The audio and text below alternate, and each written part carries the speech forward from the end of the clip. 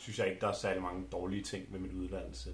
Men hvis man skal vælge nogen, så kan det være, at noget af stoffet, eller meget af stoffet, er sindssygt svært.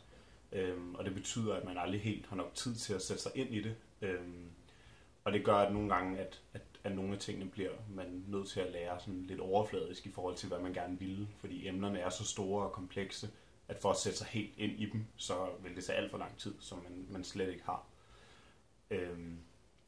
Derudover, så, som jeg har nævnt i en af de tidligere videoer, så handler det rigtig meget om, at man skal forstå ting. Og det betyder også, at selvom du har læst bogen og synes, at det er okay, så er det ikke nødvendigvis nok til at kunne bestå eksamen. Fordi hvis du ikke virkelig har forstået det, der står i bogen, og kan løse opgaver, så er det sådan lidt lige meget.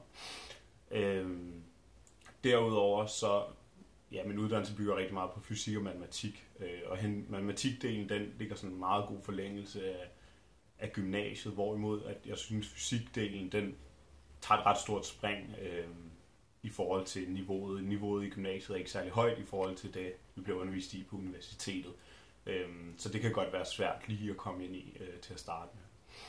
Derudover så er der jo altid nogle undervisere, som ikke er særlig gode, og dem har jeg også stødt på, så det vil altid ske.